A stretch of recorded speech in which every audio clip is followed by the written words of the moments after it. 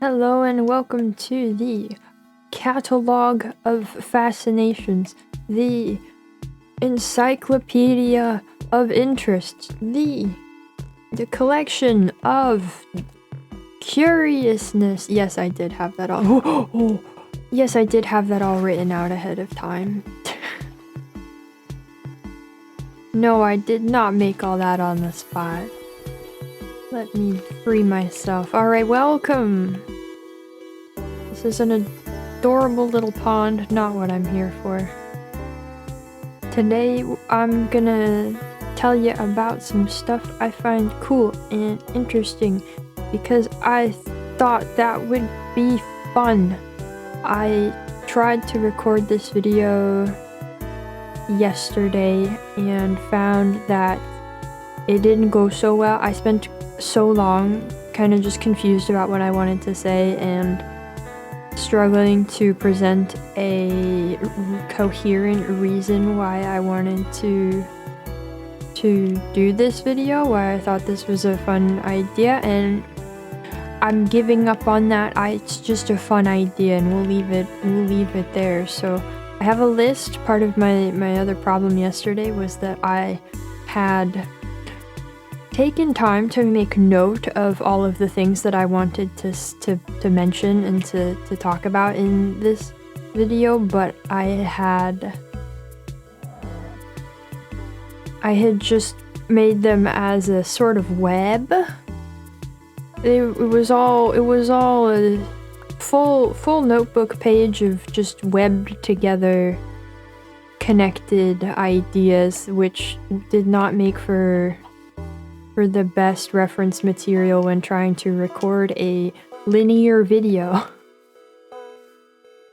So this morning I took time and I put it all into a list, and it still might not exactly be coherent, it might not be well ordered or anything, but it is at least manageable, it is at least approachable. So the idea is that I will go through each thing and try to say a little bit about it and what I think is cool about it, and we'll go from there.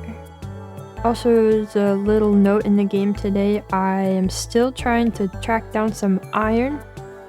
I played a fair bit yesterday when I was failing to do the recording, and I did some mining and still didn't. I found 1 iron. So you missed a little bit of progress on that front, but also not really.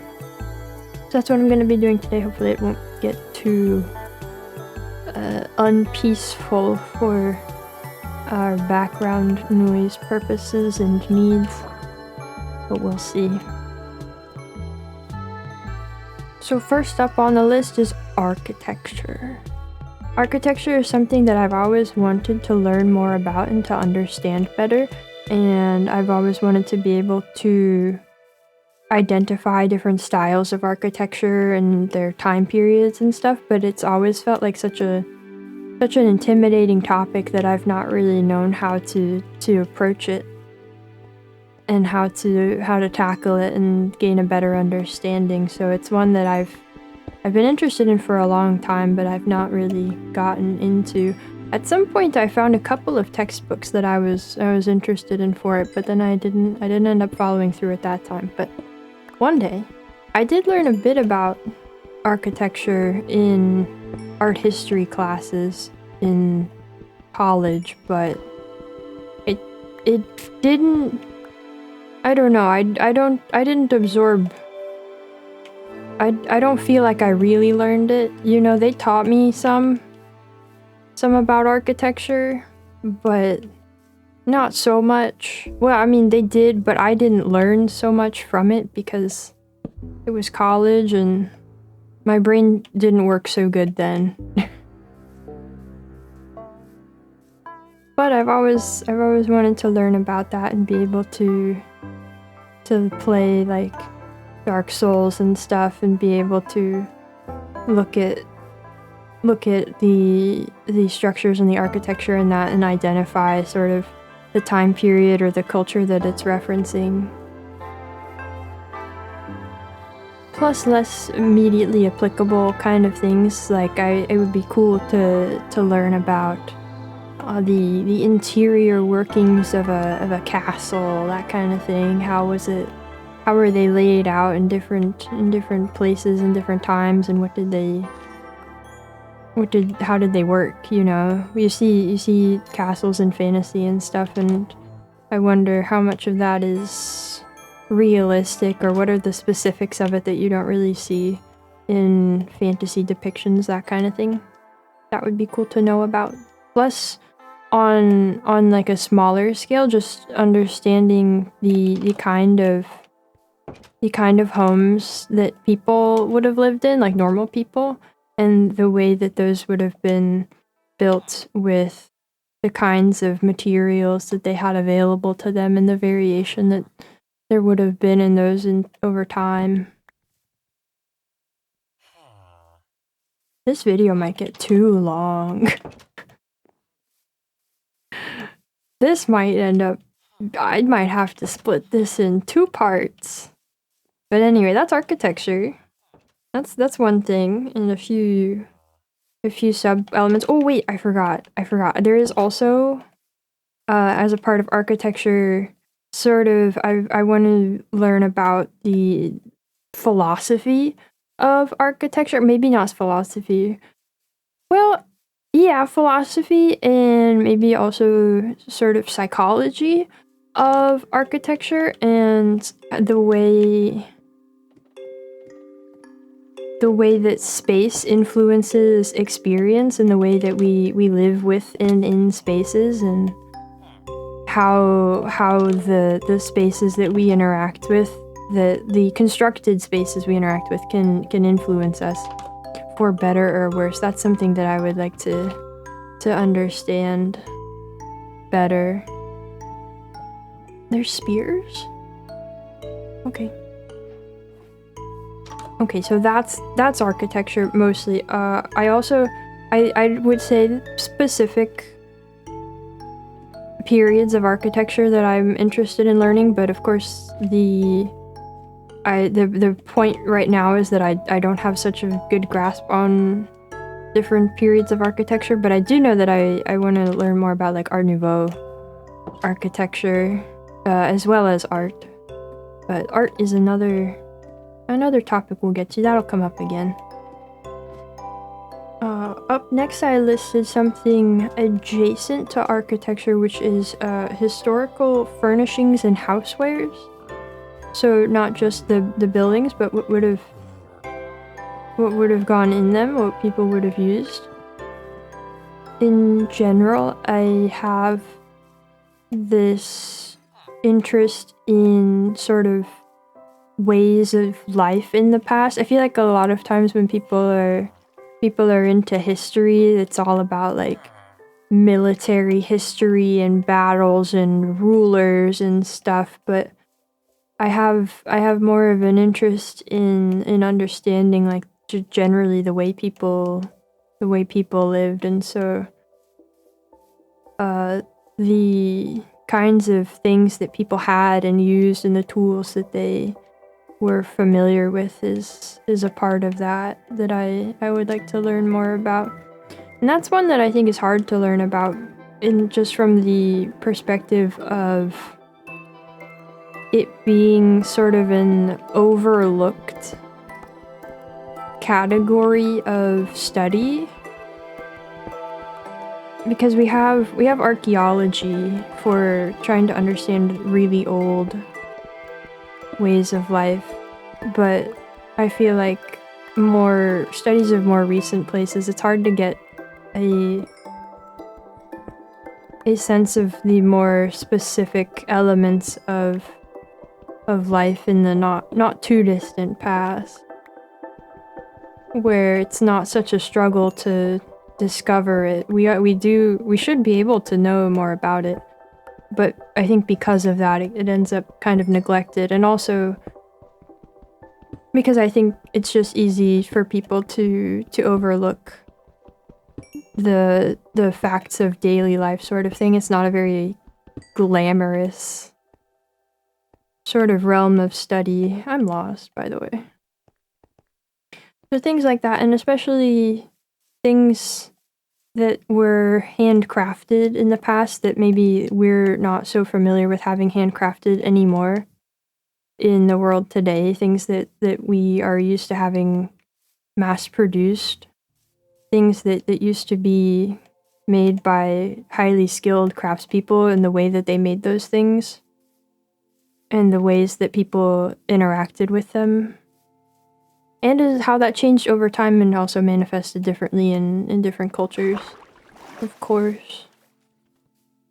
But handmade things like that also leads into the arts and crafts movement, which I am also interested in, which was sort of a late 19th, early 20th century movement against industrialization that had an emphasis on handmade items and housewares and stuff that went against the homogenized, mass-produced industrial products that were becoming prominent at that time. So if you've ever heard of William Morris and like his wallpapers and stuff, that was a part of that movement, but it was also a general artistic and architectural movement that had more going on and had a really in-depth philosophy about stuff, and I want to learn more about that one. That's cool and along the lines of what I was already mentioning. I'm so lost. And also in addition to that, and in addition to William Morris, I've always wanted to learn more about how surface and pattern design work. So like things like wallpapers or anything else, fabrics that have a print on them like that, you know? I've wanted to learn about that kind of stuff also. And how those things are designed, how you can go from nothing to something like a William Morris wallpaper. Because it just seems so mysterious to me.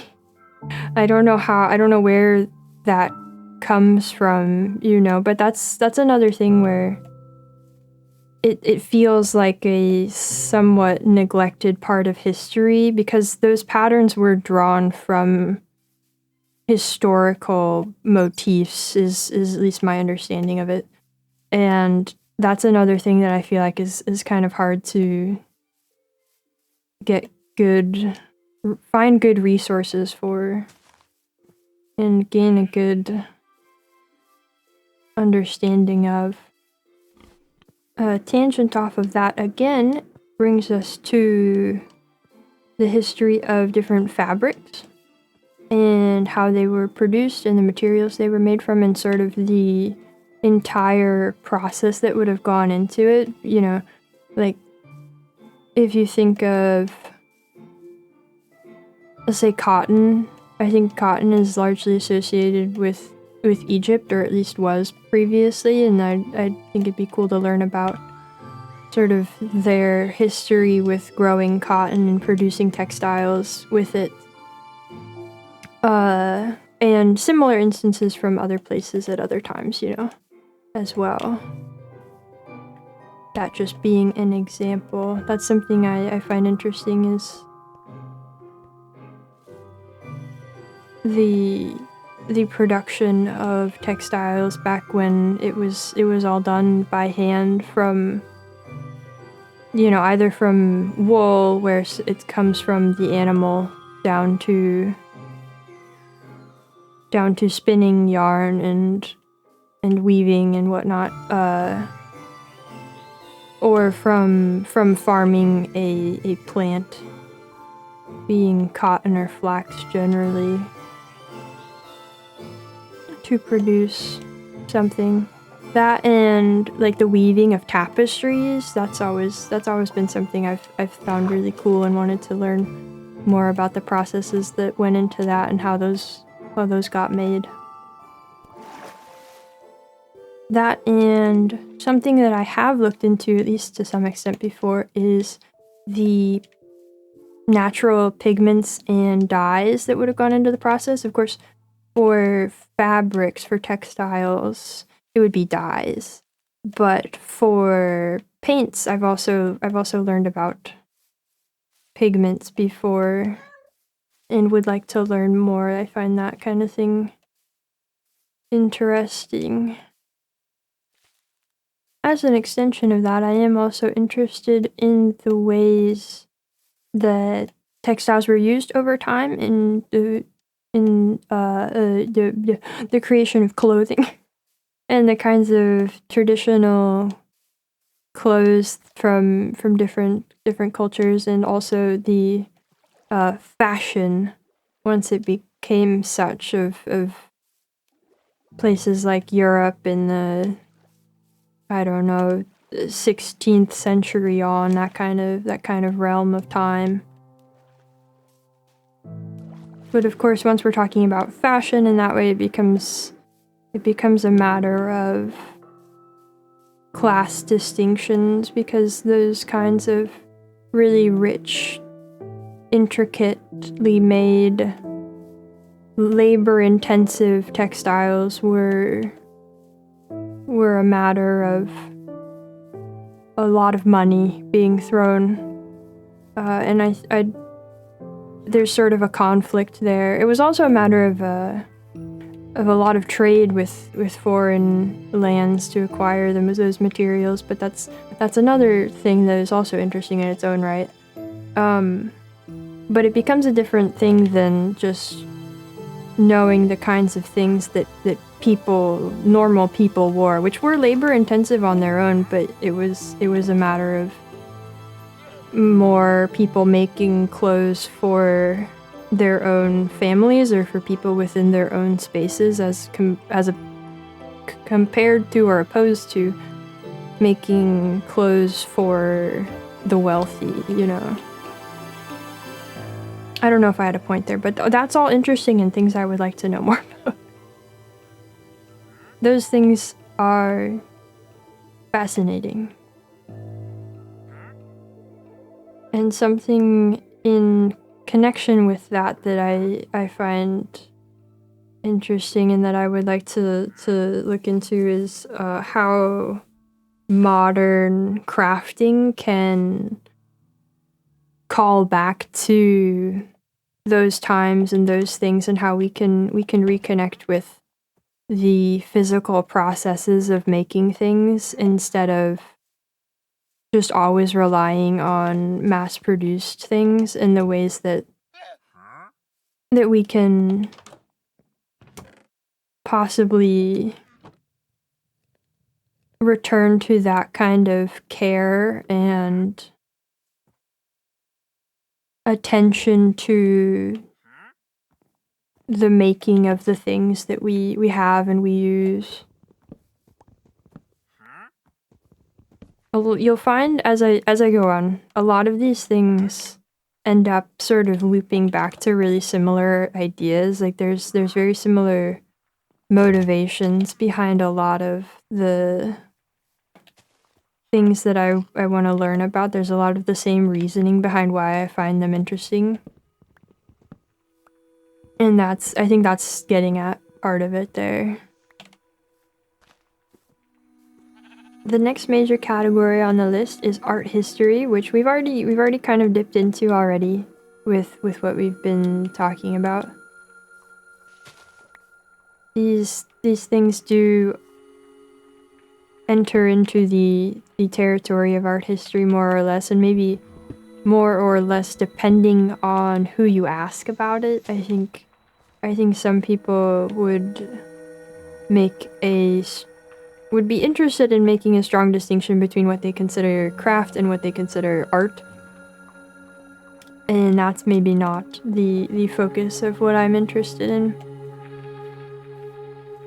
But that's just to say, more or less, we've already been talking about art history. As for art history, there's some specific things I could say, but honestly, I think there's no end to the aspects of it and the more specific elements of it that I would be interested in learning more about. I already mentioned the Art Nouveau, which was a movement sort of roughly around the same time as arts and crafts movement. that was also a reaction against industrialization, and interested in a lot of natural motifs in art and architecture. And I've mentioned plenty of times on stream that I have an interest in 17th century Dutch art, still lifes and flower paintings. Those are something I'm already actually working on learning more about, which is very fun. I'm also interested in sort of prehistoric art from different places and different cultures, and sort of the mystery that surrounds those. I'll hold off on talking more about that though until we get to another section where I'll go into more of why I find that kind of stuff in like archaeology interesting. But prehistoric art.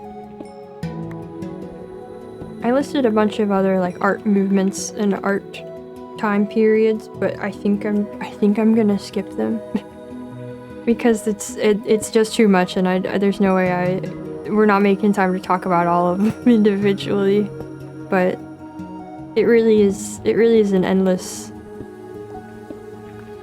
well of really interesting stuff to learn once you learn anything about any art movement or time period or cultures, specific art practices, that kind of thing. It's endless. Moving forward from that, and tied to what I was saying earlier about neglected areas of history, is food history. I'm very, very interested in learning about the kinds of foods and the ways people ate and the attitudes people had towards their foods and eating in the past compared to what we live with now. Because nowadays food is so highly decontextualized for so many of us. We're so disconnected from the means of production of the things we eat, and that's something that bothers me a lot, and I do want to learn more about that in itself, and the sort of processes that led to it, and how we can try to combat it and come to a better sort of understanding of the things that we consume and where they come from. But that got me a little off track from food history in general, which is something I've tried to do some reading on before, and I will surely continue at some point to dig into it. But like I said, it's another one of those where I think in recent years it's become more, there's been more scholarship around it for sure than there used to be. The next topic I have on the list is a bit of a shift, but not too much of a shift if you think about it, which is science history. The first thing I wrote down under science history is alchemy, which is an interesting one because it connects back to art history in some ways and also connects to a lot of other things, but I've put it down under science history, I think, is the sort of most convenient place to put it, just based on how I had it written down before.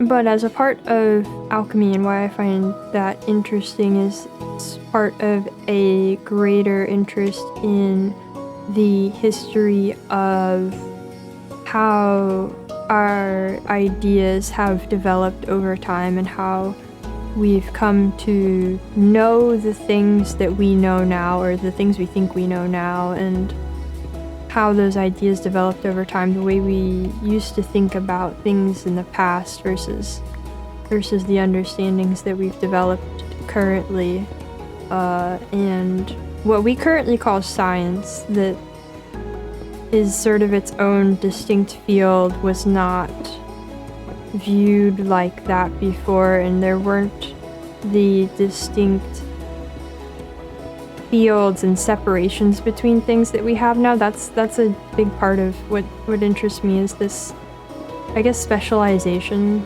would be the right kind of way to put it. The division of everything into specific specializations instead of this sort of interconnected understanding of things, and a focus on a lot of different, I guess, topics and disciplines, what we would call different disciplines now, all sharing importance and focus for people.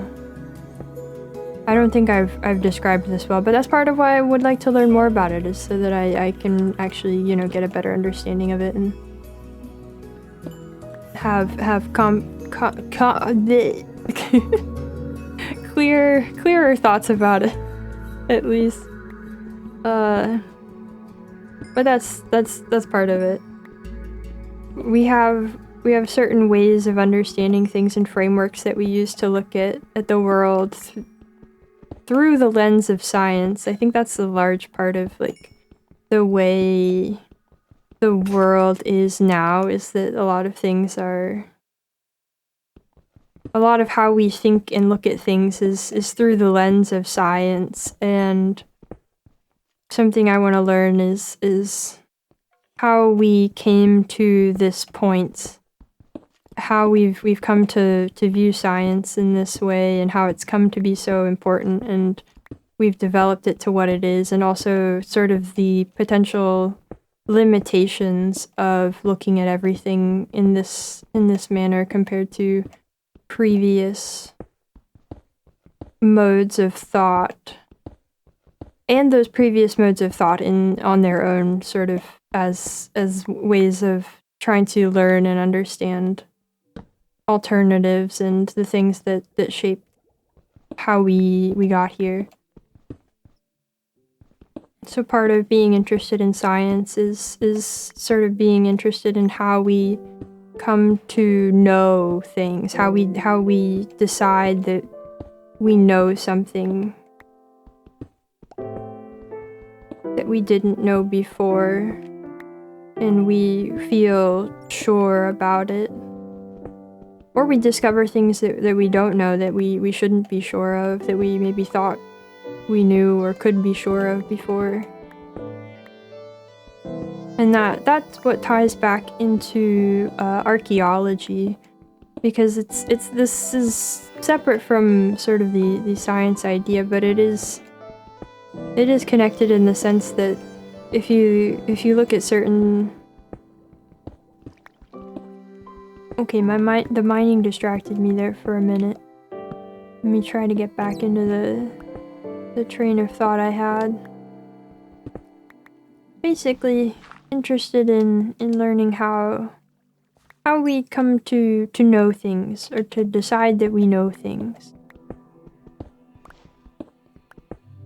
And how we used to come to decide that we knew things.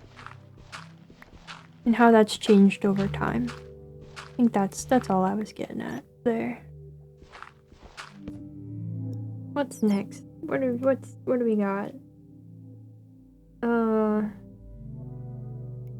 I also have listed the art involved with science and how that's been used over time, to how visuals and drawing and painting have been used for science and also influenced by science. I think there's a lot to be learned there as well. Up next, I wrote philosophy, and I think that's another one where it's perhaps too broad, too far-reaching to try to give a lot of detail about. But based on what I was just saying about science, I think that you can probably sort of feel how philosophy would tie into those interests, and I would want to learn more about different ways of thought over time and all of that good stuff. The other thing about philosophy that I think I don't have as much to say about it is that it feels like a sort of overwhelmingly large topic, at least as far as I've looked into it. I guess that's a lot of these, but philosophy is a hard one to dive into, especially, I think. Hard to get started with. And also it's hard to sort of generalize all of philosophy as a monolith. But I won't spend time on something I don't feel more equipped to say anything more about. After philosophy, I have general history topics that I'm interested in, which include early modern Europe, which include various ancient civilizations, which includes the rise of industrialization, which is no surprise, and given everything else I've already said. And also sort of the history of people's relationship with nature before and after industrialization. How that has been altered over time. Something I'm also interested in learning more about would be the history of trade and the rise of global trade, but even before the rise, well, I think maybe part of it is the sort of understanding of trade in the past and how it may or I don't know, maybe not been more global than we thought, but I guess just trade before, the rise of colonialism and all of that made sort of the understanding of trade and exchange of goods that we are more familiar with now.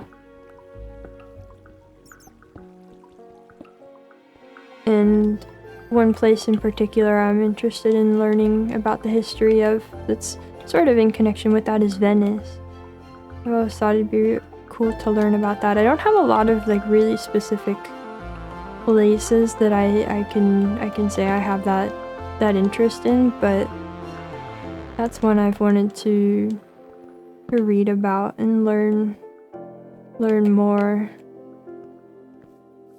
My next big topic is art, which is another one I think I'm not going to go into too much because this is also more of a, I guess, practical interest where the things that I had in mind and that I listed for art are more of, how to do different things with art, but generally I think it can be summed up as an interest in better learning the range of possibilities of expression in visual art.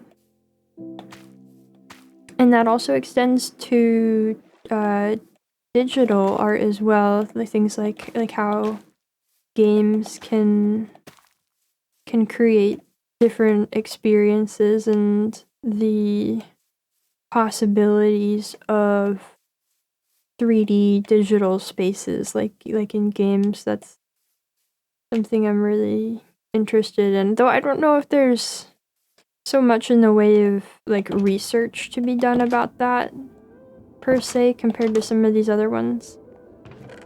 But it is something that I'm curious about and I do think about. And then I don't know why I separated these. I don't know why I didn't put this with the but I have general science and things about the natural world. So not the historical aspect of that, but the actual things that we've learned from science or otherwise. The big thing there being ecology. I think I can say ecology is the sort of overarching theme of a lot of my interest in a lot of natural things. The ways that things work together in the world and form ecosystems, and the way that things are, living things are all adapted to their environments and highly specifically adapted to interactions with each other. I find that very interesting, and something that I've said interesting a million times this video. I find fascinating and want to understand better and learn more about, especially in the context of how we can try to protect ecosystems in ways that we have definitely not been up to this point. Something else that's a little side interest in term kind of adjacent to that is paleobotany. So the plants and things that would have been around in the olden times of the dinosaurs and all that. Something that I think is a difficult topic of study overall, because so much of that kind of stuff does not make it in the fossil record. But there are, I think, plenty of instances where those things do survive in the fossil record, and there's a surprising amount that we can learn from those, and that's something I would be interested in. But I think that's another one where it's a really niche field, and when I try to look into it, there's not a lot of accessible, you know, for the average person, accessible writing, which is unfortunate, but understandable, I guess. Next, in terms of this, I have local plants and animals. I would like to have a better understanding of the kinds of plants and animals that are around me, and sort of the different uses that different plants have, and the ways that those ecosystems function. And then we have horticulture, which is gardening and things like that, how we tend to and grow plants for various uses, non-agricultural uses, of course. I'm gonna take it generally as gardening here, though. Gardening adjacent. As with many things, I'm interested in the history of horticulture, and the ways we have. Okay, like I was saying before I was interrupted, I'd like to learn about the history of horticulture and the history of garden design, and garden design in general, sort of in the same vein as architecture, and the way that the way we interact with constructed spaces, and the way gardens are sort of an odd version of that, because it's not a fully human interior space in the way that architecture is, but it's engaging more with the natural world, and in a lot of ways trying to pretend to be fully natural. I find that interesting, and that's something I'd like to learn about, as well as sort of the smaller scale of just learning about gardening for myself, learning about growing food and sustainable ways of going about producing food to feed people with, and I guess this isn't really horticulture anymore, but how to move away from harmful industrial agricultural practices into things that are more sustainable. That's something I want to learn about and be able to speak clearly on. Oh, we're almost there. We're almost there. We're almost to the end. Next I have literature. Books. I don't think I have too much to say about that. Actually, which is weird because, you know, I spend a lot of time reading. I think a lot of it is in the same realm as what I've already said. You know, it's an interest in ideas over time and how they've changed, and understanding the way the world was before and how it led us to the way the world is now. I think there's a lot of that kind of understanding that can be gained through literature in various forms. So I have a couple of notable things here about specifically ancient literature and poetry and literature from other countries and cultures, because I think a lot of what I've engaged with has been distinctly the sort of Western canon, and I would like to branch out from that some more. Also a interest in Gothic literature for the better or worse of what that entails. I'd like to read some of that and learn more about it. And that's it.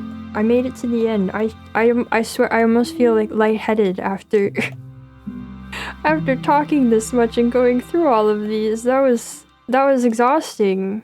I'm exhausted now.